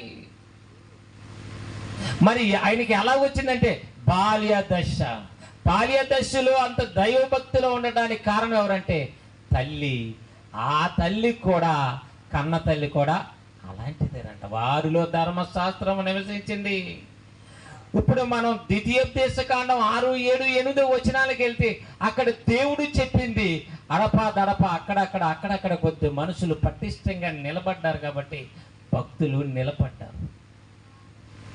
మహనీయుడైన రక్షకుడైన యేసుక్రీస్తుని కన్నటువంటి తల్లి మరియా, ఆమె కూడా అలాగ ఆ స్థాయిలో యవనస్తురాలిగా దేవుని కొరకే నిలబడి అంత ఆసక్తితో ఉందండి. దేవుడు ఎన్నుకునేటంత కన్యత్వం, దేవుడు ఎన్నుకున్నటువంటి యవనం. ఇప్పుడు నీ యవనాన్ని అందరం చూడాలి. నీ తల అంతా జుట్టు అంతా ఎరబోసుకుంటే చూడాలి. నువ్వు రకరకాల మోడల్గా ఉంటే చూడాలి. ఈ ఫోటోలు అందరికీ పంపించాలి, అందరికీ షేర్ చేయాలి. ఇది నీ పిచ్చి. నీకు చెడిపోతావు. నువ్వేం పని చేయవు. ఎందుకు పని చేయవు? నువ్వు ఉన్నది భద్రపరచుకోలేదు. దేవా ఇది నువ్వే ఇచ్చావని అనుకోవట్లేదు. ఇది ఈదులో పెడితే ఏం చేస్తుంది? అజాగ్రత్త ఉంటే ఏమవుతుందండి? ఎద్దల పాలు అయిపోతుంది. దేవునికి ఇవ్వండి, కైసరికి ఇవ్వండి. దేవునికి ఇవ్వండి. కైసరి పడినట్టున్నాడు కదా, అది రోమా ప్రభుత్వ సిస్టమ్. అది ఇవ్వండి. ఎవరు నేను వద్దంటం లేదు. బైబిల్ చాలా రీజన్గా ఉంటుందండి పర్ఫెక్ట్గా. దేవునికి దేవునికి ఏమి ఇవ్వాలంటే మీ దేహములు దేవుని వలన మీకు అనుగ్రహింపబడ్డాయి. 6:19-20 కొరింథీ పత్రిక, మొదటి కొరింథీ పత్రిక. మీ దేహములు దేవుని వలన మీకు అనుగ్రహింపబడి మీలోనున్న పరిశుద్ధాత్మకు ఆలయమై ఉన్నదని మీరు ఎరగరా? అది దేవునికి ఆలయంగా మారిపోవాలని దేవుని ఆత్మకు, తన పరిశుద్ధాత్మకు స్థలం లేక నిన్ను నిర్మించుకొని నువ్వు బాబు దానికి షెల్టర్ ఇవ్వు, నువ్వు పరిశుద్ధాత్మకు షెల్టర్ ఇవ్వు, యేసుక్రీస్తుకు షెల్టర్ ఇవ్వు. వాళ్ళిద్దరూ ఉంటే నేను కూడా వాళ్ళ దగ్గరికి వస్తాను. ఇంచేత అంత మంచి వాళ్ళే మంచి కుమారులకే మీ దగ్గర అవకాశం ఉన్నదంటే నేను కూడా ఎప్పుడైనా నా కొడుకులు ఎక్కడున్నారో అక్కడికే వచ్చేస్తాను. అంత షెల్టర్ ఇచ్చేటువంటి నివాసం పరదేశి. అందుకే దేవుని పరదేశి అనే ప్రసంగం సబ్జెక్టులో పాఠంలో చెప్పాను. దేవుని పరదేశిగా ఉన్నటువంటి ఆ గొప్ప అవకాశం నీదే. మానవ దేహం, అది సంఘం. సంఘంగా చేర్చబడినంటే వారిలో రకరకాలైన భావాలు తప్ప అందరికీ ఒక భావం లేదు. ఎలా ఉంటాడు దేవుడు? ప్రశాంతంగా ఉంటేనే కదండి అక్కడ ఉండాలనిపిస్తుంది. కాబట్టి బాల్య దశలోనే, బాల్య దినముందే కూడా నీవు శక్తి గల పరిశుద్ధ లేఖనాలు ఏం చేసే నువ్వు ఎరుగుదువు. దేవుని ఎందే ఉండాలి, దేవుని కొరకే బ్రతకాలి. దేవునిదే దేహము, దేవునిదే బాల్యము, దేవునిదే యవ్వనము, దేవునిదే వివాహము, దేవునిదే గర్భఫలం, దేవునిదే అన్నీ మనం అనుకొని అన్నీ పాడు చేసుకొని అన్నీ ఆరిపోయిన తర్వాత దేవుడు అంటాము. వయసు ఉన్నప్పుడు దాచుకోవాలి, హృదయాన్ని భద్రపరుచుకోవాలి, విశ్వాసాన్ని కాపాడుకోవాలి, నిరసనం కాపాడుకోవాలి. ఇవన్నీ చాలా జాగ్రత్తగా ఉండాలి. పెద్ద పరీక్ష అంటాను అంచేత భూమి మీద మనిషికి. బాబు ఆ టెస్ట్ అంటే చాలా పెద్దదని, చాలా ఆ ఎగ్జామ్ అంటే చాలా కష్టం అనుకుంటాం. కాదు, నీ బ్రతుకు ఎగ్జాము, నీ బ్రతుకు సంబంధించిన పరీక్ష చాలా పెద్దది. దీన్ని సరిగా రాసి చదివి ఉత్తీర్ణం పొందలేక అనేక మంది మట్టిలోనికి కలిసిపోయి నరకానికి వెళ్ళిపోవటానికి సిద్ధపడి పరలోకానికి వెళ్ళిపోతామని పొరపాటు లైన్లో నిలబడి ఏమనిపించుకుంటున్నారు చూడండి. మత్తయి సువార్తలో 7:21-22-23 వచ్చును. అక్రమం చేయవారులారా అప్పుడు ఆ దినమందు అనేకులు నన్ను చూసి ప్రభువా మేము నీ నామాన్ని ప్రవచింపలేదా, నీ నామాన్ని దెయ్యాలని వదలగొట్టలేదా, నీ నామమున అనేకమైన అద్భుతములు చేయలేదా? అద్భుతములు చేసేవారట, దెయ్యాలను వదలగొట్టేవారట. వీళ్ళు అపస్తులులా, లేకపోతే రకరకాల రెవరెండ్లా, రకరకాలైన భక్తుల, వీళ్ళందరూ వాళ్ళు ఏం చేశారో చెప్పుకుంటున్నారట. అక్కడ ఏమొచ్చింది? ప్రాబ్లం ఏదో వచ్చింది. మేమంటే ఎవరు అనుకున్నారండి? పలానా ఎమ్మెల్యే గారి తాలూకు మేము పలానా ప్రెసిడెంట్ గారి తాలూకు మేము. ప్రాబ్లం వస్తేనే కాదండి పలానా తాలూకు అని చెప్పాల్సి అవసరం వస్తుంది. అమ్మో ఇడితే చాలా సిక్కు అని భయపడతారని. అందుకని ఎవరెవరు తాలూకు అని చెప్తాము. కానీ ఇక్కడ వాక్యం చూడండి ఏమంటుందో. నీ డీటెయిల్స్ ఏం చెప్తున్నాడు, నీ పరిస్థితి అంతా చెబితే అక్కడ వాళ్ళేమంటున్నారంటే నీ నామాన్ని ప్రవచింపలేదా, నీ నామాన్ని అనేకమైన అద్భుతములు చేయలేదా అని చెప్పుదురు. అప్పుడు నేను మిమ్మును ఎన్నడను నేను ఎరుగను, నేను మిమ్మల్ని ఎన్నడను ఎరగనంటున్నాడు ఆయన. అక్రమం, అది అండర్లైన్ చేసుకుని, అక్రమము చేయువారులారా. నీ క్రమం లేదురా అంటేనే మన కోపం వచ్చేస్తుంది. నాన్న మీద కూడా కలబడిపోతారు, అమ్మ మీద కూడా తిరుగుబడి చేస్తారు. నేను ఇలాగే చేస్తానంట. అన్నం తినే కంచం కేకేసేస్తారు. ఇప్పుడు అది కాదులేండి, చూసి చెల్ల కూడా వాళ్ళకి ఏం పోయింది, అది కూడా బద్దలు కూడా వేస్తారు. అది 30,000 50,000 కానేస్తారు. చిరాకు వచ్చేస్తుంది నీ క్రమం లేదురా అంటే. ఇప్పుడు దేవుని ఎదుట ఎవరికైనా చిరాకు పడడానికి అవకాశం ఉందా? అక్కడ కోపపడడానికి అవకాశం ఉందా? అక్రమము చేయువారులారా అంటే మూతి ముడుచుకోవడానికి ఎవరికి ఛాన్స్ లేదు. బయోడేటా అంతా చెప్పేస్తున్నట్టు. వీళ్ళ బయోడేటా కూడా చెప్పాడు. అక్రమము చేయవారులారా మీకు క్రమం లేదు. బాల్య దశలో లేదు, యవన దశలో లేదు, వృద్ధాప్య దశలో లేదు, ఏ దశలోని కూడా మీకు ఏం లేదు, భక్తి జీవితంలో కూడా లేదు. అందుకని అక్రమము చేయవారులారా నా యొద్ద నుండి మీరు పొండిని. వారితో చెప్తాను అక్రమం చేసేవారంతా వారు నా వారు కాదు అంటాడంటే అక్కడికి వెళ్ళిన తర్వాత మన పరిస్థితి నిగ్గి తేల్చబడదు. మరి భూమి మీద ఉండగా దేవుడి భూమి మీదకి పంపించేటప్పుడు ఏమని ఆలోచనతో ఉన్నాడంటే అందరూ తిరిగి నా యొద్దకే రావాలి. భూమి మీదకు పంపిస్తున్న ప్రతి మనిషిని దేవుడు ఏమనుకున్నాడు? అందరూ తిరిగి నా దగ్గరికి రావాలి. వారికి ఒక లోకాన్ని నిర్మిస్తున్నాను నేను. అది ఉన్నతమైన పరలోకం. ఆ లోకం మీదే. అందులో మీరు ఉండాలి, మీతో నేను ఉండాలి అని ఎంతో ప్రేమతో నిర్మించాడండి. ఆ చిన్న భవనం కాదండి, అది 10 సెంట్లలో కట్టింది కాదండి, ఎకరం నేలలో కట్టింది కాదండి, 1000 ఎకరాల్లో కట్టిన రాజధాని కాదండి అది. ఈ లోకాలు సరిపోవండి. ఈ భూలోకం పట్టదండి. ఆత్మరూపానికి ఈ భూమి పట్టదు. అందుకే భూమి నా పాద పీఠము అన్నాడు. భూమి నా పాద పీఠము, ఆకాశం నా యొక్క సింహాసనం. అంటే ఆత్మలుండే లోకం చాలా విశాలమైనది. ఆత్మ ఆకారం కొలతలు మనం ఊహించలేము. అది నేను మాట్లాడేది, నేను మాట్లాడింపజేసే ఆత్మనది. అది చాలా విశాలమైనది. అది 6 అడుగులు ఎత్తు కాదు. అది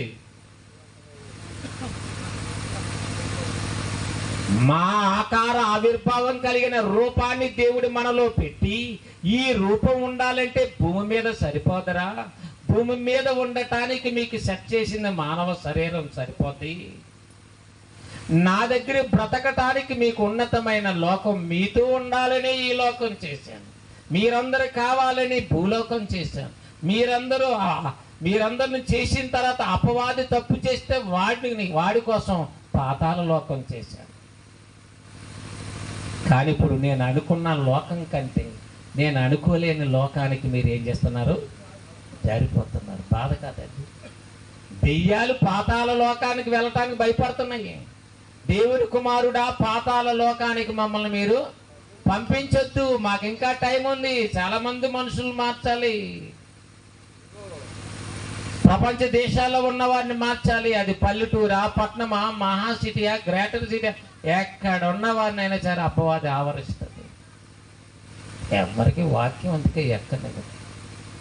నడిచినా 1 రోజు 2 రోజులు ఏదో కొంచెం పర్ఫెక్ట్గా నడిచినట్టు ఉంటారు. మళ్ళీ బుర్ర పోక్కొని మళ్ళీ పాత జీవితం బాగుంటుంది. అందుకని మాట్లాడొద్దంటే మాట్లాడతారు. కూర్చొని రా బాబా అంటే కూర్చోకుండా వెళ్ళిపోతారు. వెనకున్న వాళ్ళు మాట్లాడు. ఇంకా ఇంట్రెస్ట్ ఉండదు. దేవుడంటే ఇంత ఇంట్రెస్ట్ ఎక్కడే లేకపోతే నీ మీద ఇంట్రెస్ట్ ఎక్కడ ఉంటుంది? అంచేతే నీ సృష్టికర్తన బాల్య దినములందే. బాల్య దినములు వేసే బట్టలు, బాల్య దినంలో పెట్టే బంగారం, బాల్య దినంలో వేసే ఆ జడలు ఎంత ఆనందకరంగా ఉంటాయి. ఇలా తీయండి ఫోటో, అలా తీయండి. ఎక్కడ ఎరువుకారు వస్తుంది, ఇలా తీయండి. ఎంతకంటే మంచి ఆకారం అక్కడ ఉంది ఆ లోకం. ఆయన చూడాలి నిన్ను, ఆయన నీకు ఆహ్వానం పలకాలి. నా తండ్రి చేత ఆశీర్వదింపబడిన వారులారా. ప్రేమ పొంగిపోవాలండి మనం చూస్తే. మనం ఎలాంటి వాళ్ళు, మన గర్భాన పుట్టినంటే వారిని అలా తయారు చేసే దుస్థితికి లోకం తయారైపోయింది. ముగిస్తాను చివరగా. యేసు ప్రభు దగ్గరికి ఒక యవనస్తుడు వచ్చాడండి. దేవుని మాటలను నమ్మి యేసుక్రీస్తు బోధలను గ్రహించి ఆయన దగ్గర నిత్య జీవం పొందుకోవాలని వచ్చాడు. మార్కు సువార్త 10:20 వచనం. మార్కు సువార్త 10:20. అతడు 10 ఆ యేసు అతను చూసి అతన్ని ప్రేమించి నీకు ఒకటి కొదవగా ఉన్నది, నీ వెళ్ళి నీ కలిగినవన్నీ అమ్మి బీదలకిమ్ము, పరలోకమందు. అంటే అతనికి ఏముంది, ఏ లోపం ఉందని కనిపెట్టాడు ఆయన. ప్రతి ఒక్కరికి ఏదో వీక్నెస్ ఉంటుందని మనకే తెలుసు. ఒరే పలానా వాడికి పలానా వీక్నెస్ ఉంటుందని. మనం ఎలా పడగొడితే అలా పడిపోతాడురా. వీడికే వీక్నెస్ ఉంది, ధనాపేక్ష. అది సాధ్యమైనంత వరకు 100% అందరిలో ఉంటుంది. కానీ యేసు ప్రభుని కావాలని వచ్చిన వ్యక్తి దగ్గరే 100% ఉంది. కానీ పైకి ఏం కావాలట? పరలోకం, నిత్యజీవం కావాలి. నువ్వు సద్బోధకుడు, నీ బోధలు బాగున్నాయి అని ఎత్తేస్తున్నాడు యేసుప్రభుని. రైట్, చాలా మంచిది, వెరీ గుడ్. అయితే నీకు ఒకటి కొదవగా ఉంది. అదే అయ్యగారిగా నేనైతే ఏమంటే మారుదిగా లేమ్మా, కంగారు ఏముంది, మరి రేపే లుట్టుకోండి. మీరు అన్నారు కాదండి నేను ఎలా ఉన్నానండి, నాకు నీ మీద నేరం మోపితే నేను ఆఫ్ చేయడా? బోధకునికి కఠినమైన తీర్పు మరి కఠినమైన తీర్పు. మారుదిగా లేమని ప్రార్థన చేస్తావా? ఇప్పేసి ఇంకొకరికి పెళ్లి చేసేస్తావా? ఇలాంటి పనులు చేస్తే ఊరుకుంటాడు ఆయన? ఎంత ఖచ్చితంగా ఉండమన్నాడండి భూమి మీద. అందుకని దేవుని గురించి అర్థమైతే ఎవరు అసలు ఏం మాట్లాడలేరు. సైలెంట్గా నిలబడి నడుచుకోవడమే. నా శరీరం, నా ఇష్టం, నా మనసు, నా దేహం అని అనటానికి ఎవరికి హక్కు లేదు. ఇచ్చేదంటే ఈ దేహాన్ని నిర్మించింది ఆయన. అపనమ్మకస్తుడిగా ఉన్నప్పుడు బ్రతకాలని ఆజ్ఞాపించింది ఆయన. భూమి మీద వచ్చినప్పుడు ఆరోగ్యం ఇచ్చింది ఆయన. ఆయుష్ని ఇచ్చింది ఆయన. ఇక్కడ స్వయంగా లోకాన్ని రక్షించటానికి వచ్చి బాల్య దశ నుండి దేవుని కొరకు బ్రతికిన వాడైనా. బాల్య దశలో బ్రతకడం లోకానికి తెలియదు కాబట్టి, అందుకే జాన్సన్ గారు రాసిన పాటలో బాలుడు నడవలసిన త్రోవలో యేసుక్రీస్తు నడిచిన. బాలుడు ఇలా నడాలని అది అర్థం. బాలుడు ఇలా నడాలి, బాల్య జన్మలో ప్రారంభ దశలో ఇలా నడాలని యేసు ప్రభు ఏం చేశాడంట? నడిచి చూపించాడు. అంతే. 12 సంవత్సరాల వయసులో ఎవరి పని మీద ఉండాలని యేసుక్రీస్తు ప్రభువారు అన్నారు? నా తండ్రి పనుల మీద ఉండవాలని మీరెరగరా? లోకసువార్త 12:49. అందుకు తల్లిదండ్రులు ఎదుర్కొంటున్నారు యెరూషలేము పండుగలో. ఆయన మీరు ఎలా నన్ను వెతుకుచుంటిరి? నేను నా తండ్రి పనుల మీద ఉండవలెనని. 12 సంవత్సరాల వయసులో ఉన్నవానికి తండ్రి పనులట. మనకు 60 వచ్చినా అసలు జ్ఞానం లేదు. హాస్పిటల్ ఐసీయూలో ఉన్నా సరే మనకేం అసలు ఏం అర్థం కావట్లేదు. బతికించేస్తున్నాం తప్ప బతికితే ఏం చేస్తావు కూడా తెలియదు. 12 సంవత్సరాల వయసులో బాలుడు ఇలా నడాలి. ఎవరి పని మీద? దేవుని పనుల మీద. నేను నా తండ్రి పనుల మీద. అమ్మా నాన్న అప్పుడే మర్చిపోయారా దేవదూత చెప్పిన మాటలు. ఎవడో సోది పంచాంగం చెప్తే అవి గుర్తించుకునేవారు తల్లిదండ్రులు. ఇలా చెప్పాడు, అలా చెప్పాడు. మరి దేవుడు రాయించిన లేఖనాల ప్రకారంగా యేసుక్రీస్తు ప్రభువారు 12 సంవత్సరాల వయసులో తండ్రి పనుల మీద ఉన్నాడు. అలా తండ్రి పనుల మీద ఉండి వయసు వచ్చిన వరకు కూడా భూ సంబంధమైన తల్లిదండ్రులకు సాయపడి 30వ ఏట దేవుని పనిలో ఉండి ఆయన దగ్గరకు వచ్చినట్టు వారికి స్వచ్ఛతనిస్తూ జ్ఞానాన్ని బోధిస్తూ రాత్రానిక పగలానిక తిరిగి బోధిస్తున్న సమయంలో ఒక యవనస్తుడు యేసు ప్రభు బోధలకు ఆకర్షించబడి వచ్చాడు. మంచిదే కదా వచ్చినట్టు ఏం చేయాలంటే నిజంగా మీరు ఏం చెబితే అదే చేయాలని ఆలోచనతో ఉండాలి. ఎందుకు ఆగిపోయింది? డీజిల్ లేదా?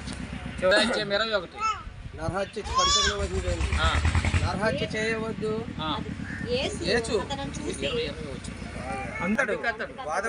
బాధకుడా బాల్యము నుండి ఇవన్నీ అంటే మోసే ధర్మశాస్త్రంలో వ్రాయబడినవన్నీ పదాజ్ఞలన్నీ అనుసరిస్తున్నారు. చాలా మంది పదాజ్ఞలన్నీ పాటిస్తున్నట్టుగా బిల్డప్ ఇస్తారు. పదాజ్ఞలు పాటిస్తే అందులో ఎంత జ్ఞానం ఉందో చూడండి. పదాజ్ఞలన్నీ పాటించేస్తున్నాడంట. సరే మంచిది. అందుకు యేసు అతన్ని చూసి అతన్ని ప్రేమించి నీకు ఒకటి కొదువుగా ఉంది.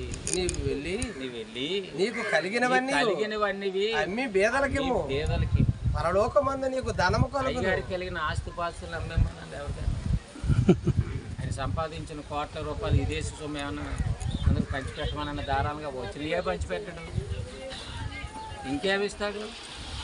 నీకు కలిగినవి అమ్మి ఈయన దేవుడు కావాలి, దేవుని మాటలు నమ్మి వచ్చాడు. కానీ కలిగిందంత ముందు దాన్ని సరి చేసుకొని రమ్మంటున్నాడు.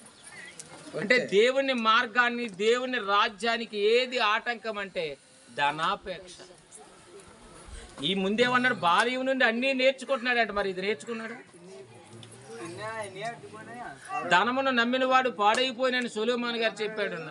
నేర్చుకున్నాడా? చాలా మంది నేర్చుకోకపోయినా మాకు అన్నీ తెలిసి అంటారు.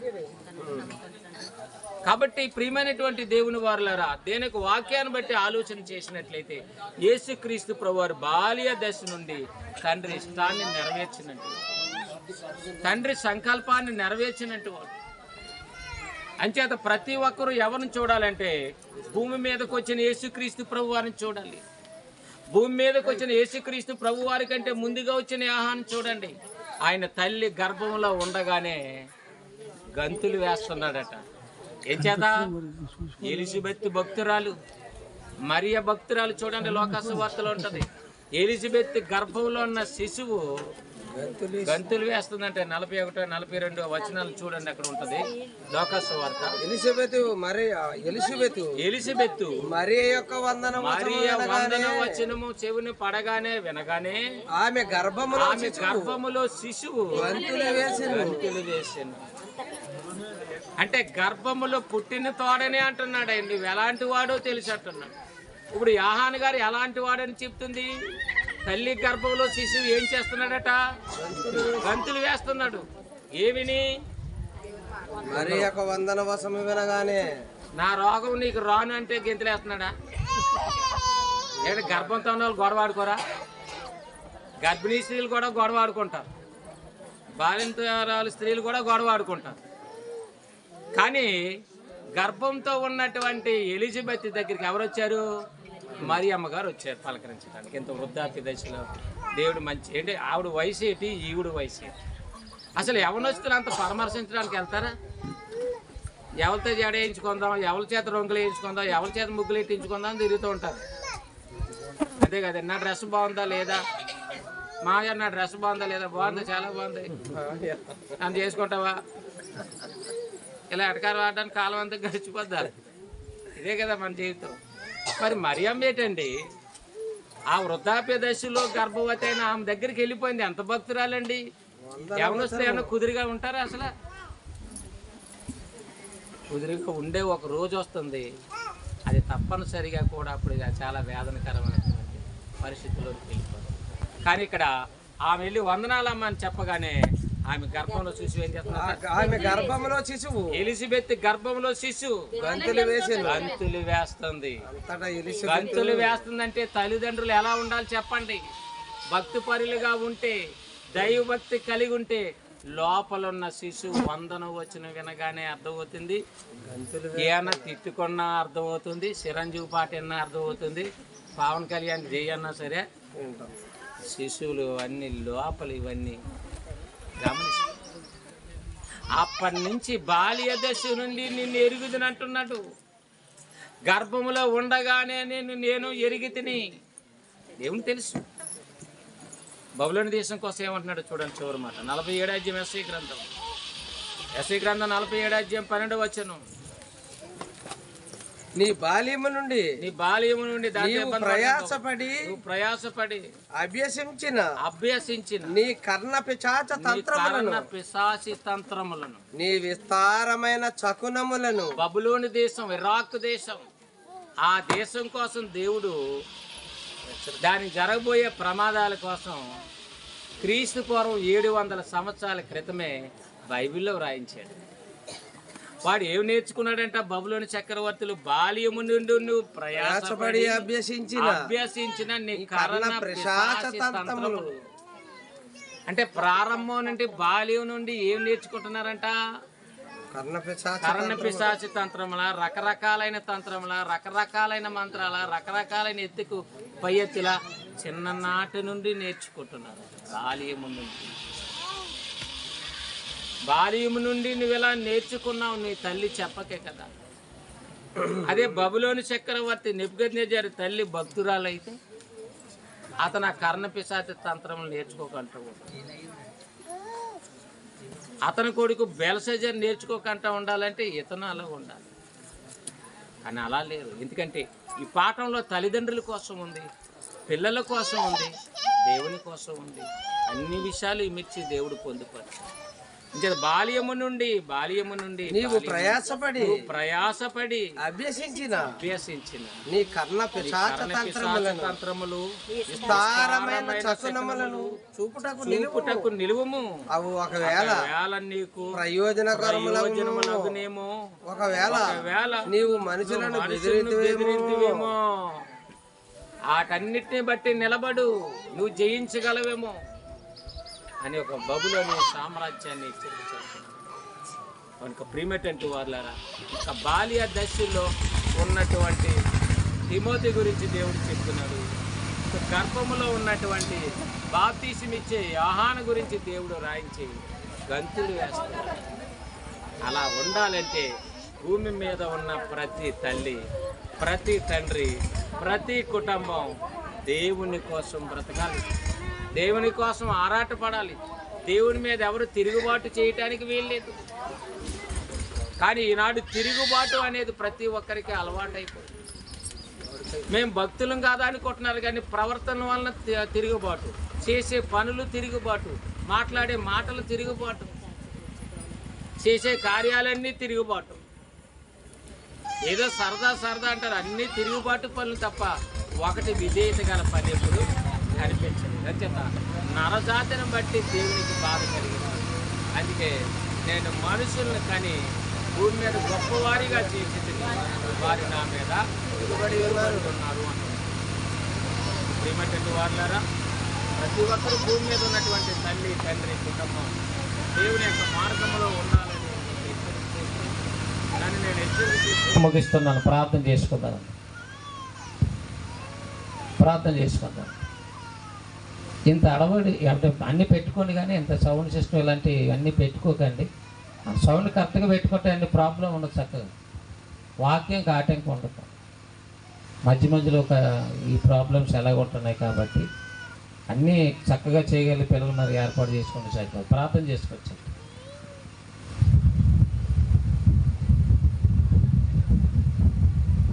అమ్మ కేక్ కటింగ్ ఏముందా?